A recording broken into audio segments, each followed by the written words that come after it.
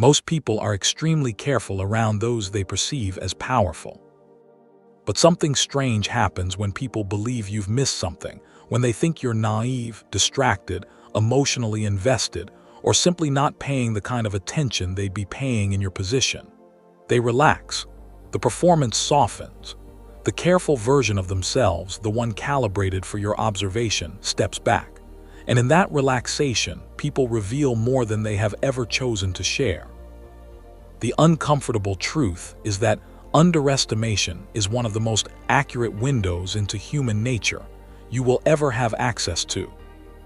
Machiavelli understood something about human behavior that most people spend their whole lives experiencing without ever fully articulating. People do not behave the same way when they believe they are being watched as they do when they believe they are not.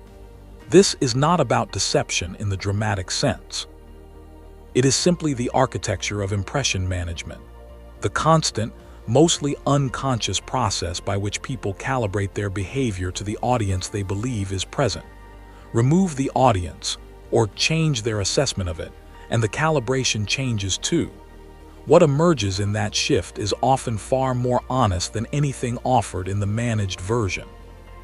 Pay attention to this, because it shapes nearly every social interaction you have ever been part of. The person who is careful around you is not necessarily being dishonest. They are being strategic, in the way all socially aware people are strategic, presenting the version of themselves most useful for the relationship they want to have with you. That is normal. That is human.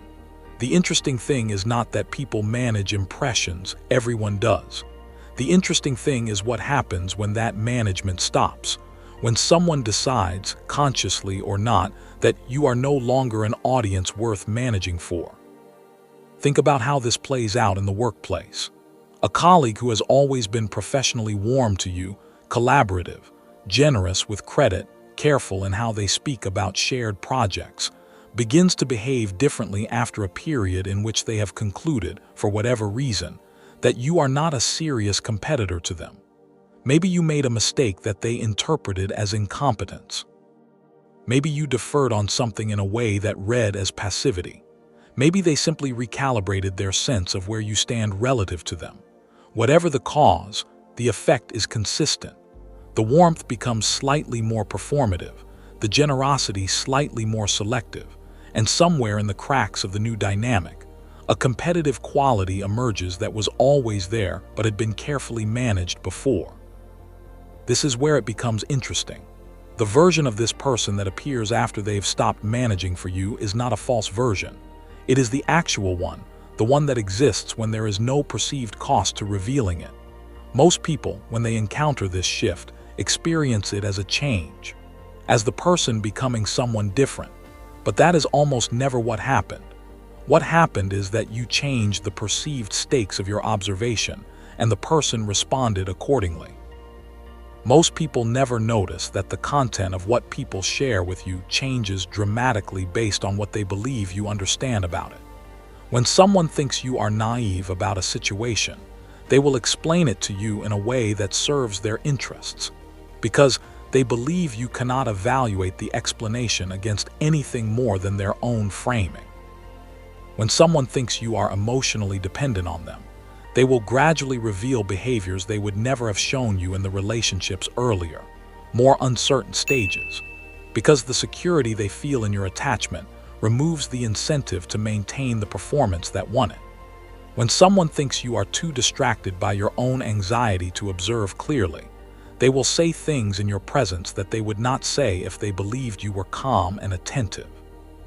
The surprising part is that this creates an unexpected advantage for people who have learned to control their visible reactions, who can appear naive without being naive, appear distracted without being distracted, appear emotionally absorbed in something while remaining actually available to what the room is doing.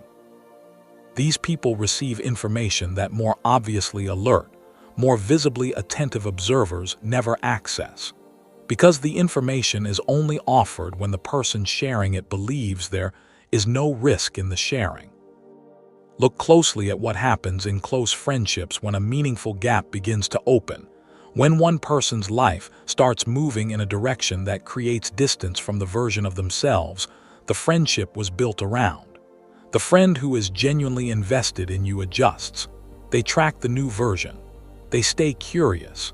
They ask questions that reflect that they see who you are becoming rather than only who you were.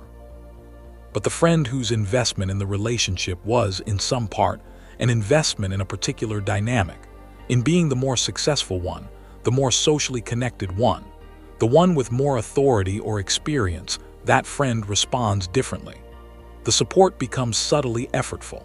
The enthusiasm for your changes has a quality of management in it, a slight delay, a warmth that arrives half a beat after it should. And then, in the moments when they feel most certain of your emotional dependence on them, most confident that you need the relationship enough not to examine it clearly, the management drops entirely. And what you hear are the unedited thoughts, the comparison that has been running in the background for months. The concern about your choices that is really a concern about what your choices mean relative to theirs. The subtle reframe of your success as something that needs to be kept in perspective, not for your benefit, but for the stability of a dynamic that your growth is quietly threatening. Pay attention to this. People who feel socially superior to you in a given moment will often tell you things they would never tell an equal. Not because they like you more, because they have decided, in that moment, that you are not a threat. Arrogance is remarkably productive as a social X-ray. The person who has concluded that you are naive, inexperienced, or simply below them in some relevant hierarchy will share their actual opinion of situations, people, and plans in a way that more careful social calculation would never permit. They are not being honest. They are being careless. And carelessness in the domain of revealing true character produces results nearly identical to honesty. Think about how often this happens in family dynamics, particularly in relationships where a particular role has been assigned to you and accepted for long enough that the people around you have stopped questioning whether it still applies. The child who was always seen as the less ambitious one, the partner who was cast early as the more emotionally dependent one, the sibling who was understood to be the one who needed guidance rather than offered it.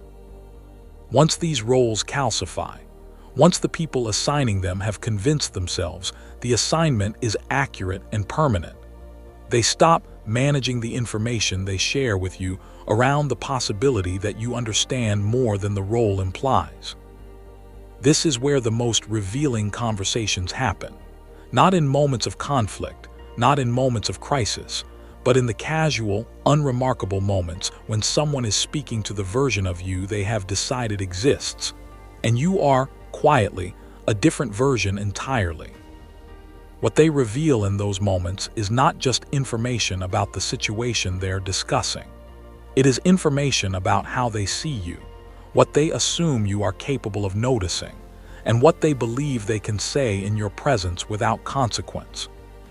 The uncomfortable truth is that most people reveal their priorities not in what they say when they are being careful, but in what they say when they are not. The offhand comment made to a mutual friend that travels back to you. The opinion shared in a setting they didn't expect you to be attentive in. The unguarded reaction to your news that arrives before the managed response has had time to assemble itself. These moments are brief. They are quickly covered, but they are, in terms of accuracy, worth months of deliberate conversation. This is what people miss, the habit of paying the same quality of attention in the unguarded moments as in the formal ones. Most people are alert when they know alertness is required. In a serious conversation, in a direct confrontation, in a moment they understand to be significant, they are watching and thinking and evaluating. But the information that these moments produce is almost always the managed version, what someone has had time to prepare. The unmanaged version lives in the other moments, the ones that don't seem to require attention, the ones where people have already concluded that you are not watching closely enough to matter. Look closely at what happens in romantic relationships when a partner has decided they have complete certainty about you, when the early period of careful impression management has ended, and they have concluded that your investment in them is stable and established. Behavior that would have been unthinkable in the relationship's first months becomes unremarkable. Not necessarily harmful behavior, but revealing behavior. The opinion they share now that they withheld then. The way they speak about people you both know when they no longer need to perform generosity for your assessment. The specific quality of their attention to you versus their attention to people they are still trying to impress. All of this is information.